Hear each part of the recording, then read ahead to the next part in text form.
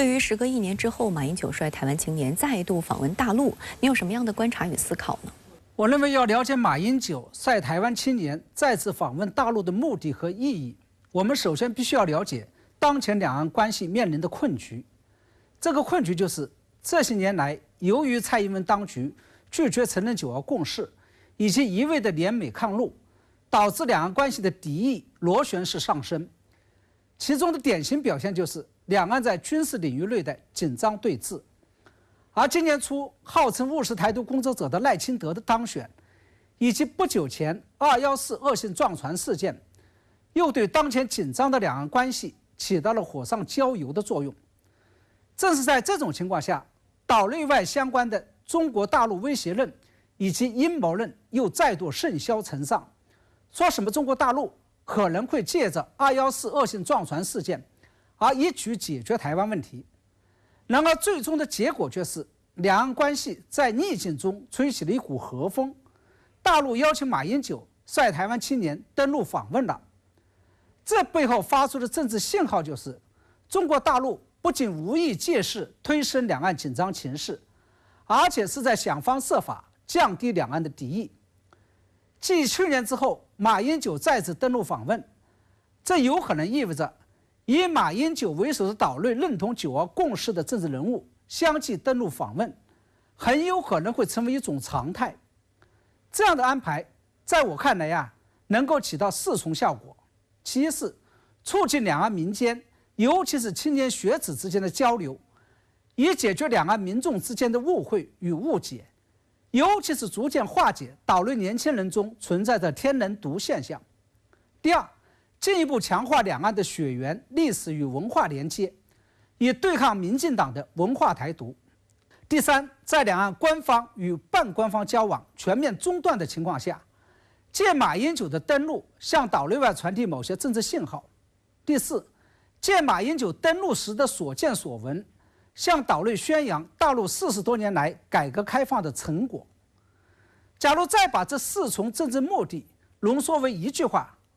那就是以增进民间交流的方式来促进两岸民众的心灵契合，并最终化毒促统。这也就意味着大陆并没有像外界一些阴谋论所宣扬的那样，准备在短时间内通过武统或是以武逼统等等短平快的方式来解决台湾问题，而是转而选择了做细功夫、慢功夫以及基础性的功夫，准备以滴水穿石、循序渐进的方式去争取岛内的民心，并以这样一种方式去最终解决台湾问题。我认为毫无疑问，这背后再度透露出了大陆解决台湾问题的总体思路以及相关的战略与战术，那就是不仅两岸一定要统一，两岸一定要和平统一，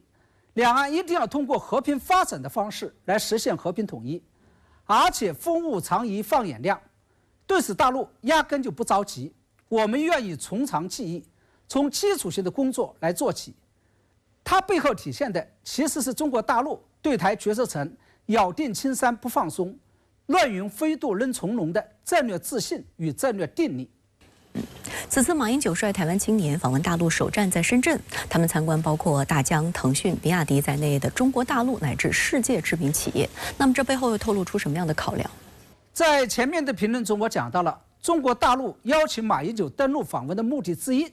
就是要借马英九登陆时的所见所闻，向岛内民众宣扬大陆40多年改革开放的成果，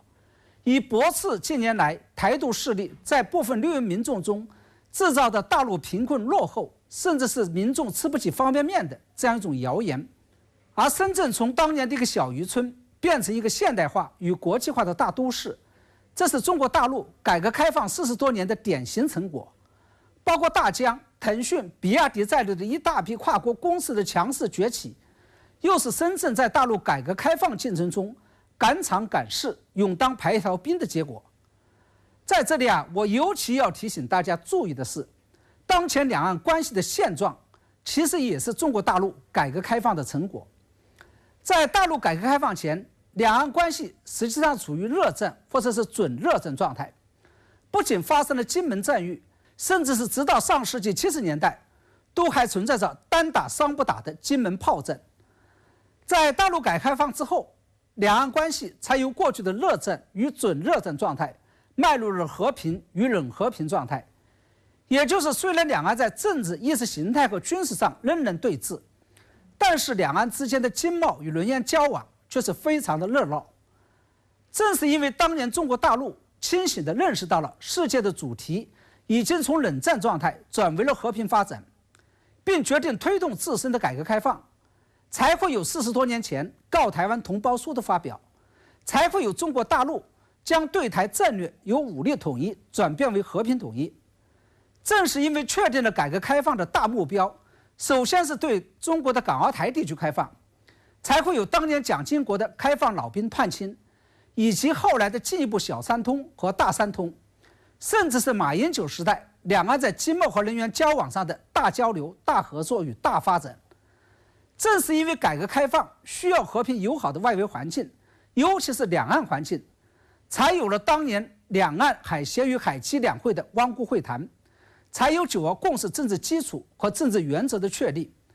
同时也才有2015年在新加坡实现的习马会。正是因为大陆的改革开放不仅会带来和平与发展，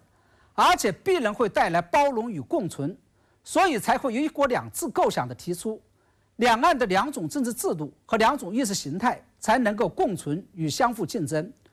同时也才会有大陆在经济发展上的成就，以及台湾在其他方面取得的成就。当然，我之所以给大家一一列举两岸关系的过去与现在的成就，有赖于中国大陆的改革开放，而且更为关键的是，我还想告诉大家，两岸关系的未来走向，尤其是两岸最终实现和平统一的密码，仍然是中国大陆的继续改革开放。这背后的原因就在于，第一，从本质上面来讲，改革开放仍然是真正遏制台独，尤其是让台独势力不敢独的利器。因为遏独以及阻止境外势力军事介入的条件，是中国大陆的军事力量要足够强大。军事力量要足够强大，就必须要建立在中国大陆经济继续发展上，尤其是建立在科技水平的发展上。而只有继续改革开放，让大陆的经济继续发展，科技继续蒸蒸日上，同时军事实力也才能跟着水涨船高。第二，只有继续坚持改革开放，才能让台独势力不能独。因为只有继续改革开放，尤其是对岛内台商的开放，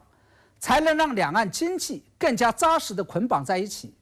让台湾经济更加离不开大陆，从而承受不起台独的代价。第三，只有继续坚持改革开放，才能让中国大陆在政治、经济、文化与社会发展上全面赶上，甚至是超越台湾，才能让台湾民众不愿独。总而言之一句话，只有继续坚定不移地走改革开放道路，才能让中国大陆真正实现国家富强与民族复兴，才能让中国大陆最终有强大的软硬实力去解决台湾问题。